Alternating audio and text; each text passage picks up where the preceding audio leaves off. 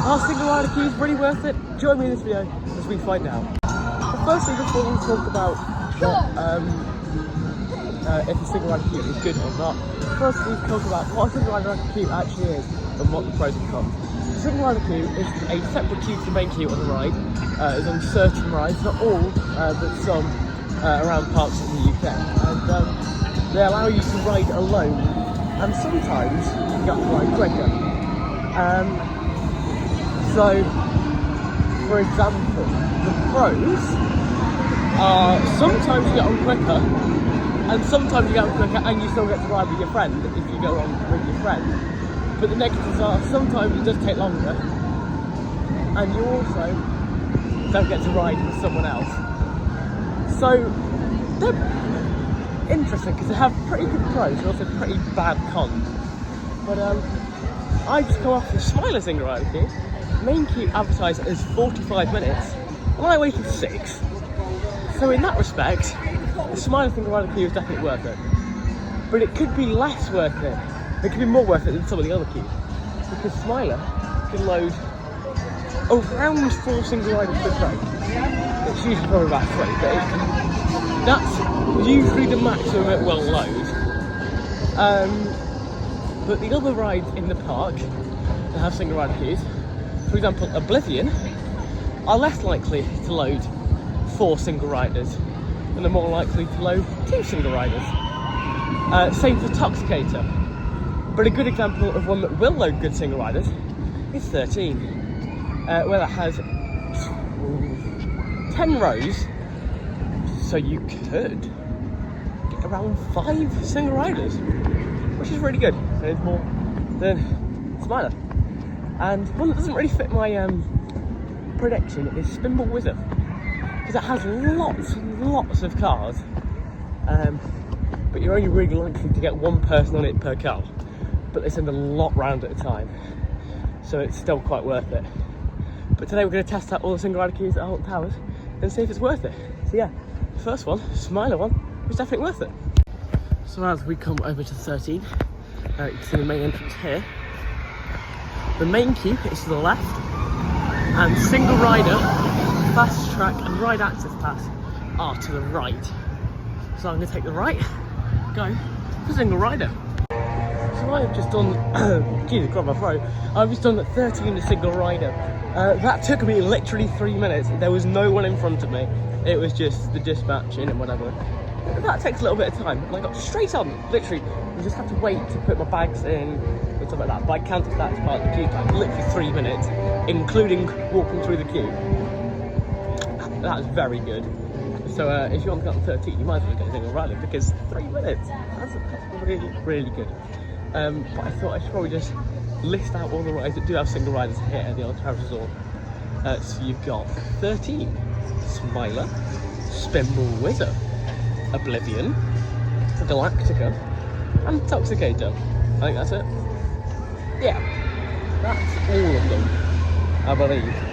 Fingers crossed we can get some more single rider queues, because that thing up there needs one, and so does Nemesis Reborn. That can really do with a single rider queue. It's just a thing of how would they get these 2 sets of single rider queues in. But other than that, pretty much all the other big coasters have got single rider queues, which is really, really good. But now I think I'm going to head over to the Forbidden Valley. I'm going to go and do single rider on Galactica. So let's go. Right, let's go on Galactica. So after 25 minutes, I've just gone off Galactica.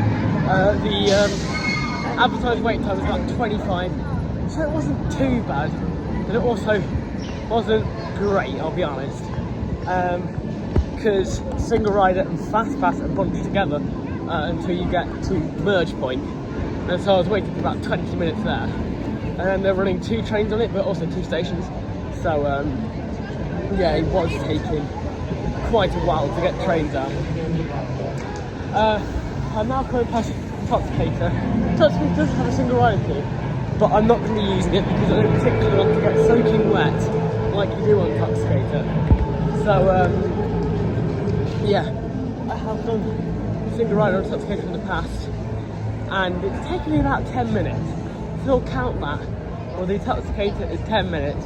Toxicator single rider queue is really quite hit and miss, because you're really only going to get at most 2 people per ride.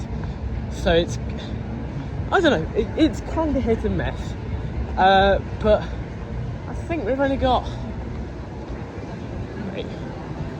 2 more single rider queues to do.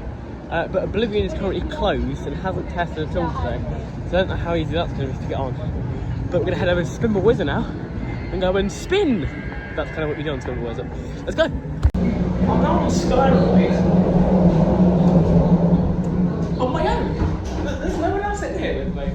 So yeah, it's quite lonely in here, I'll be honest. There's not really anyone to talk to, so that's why I'm talking to the camera instead.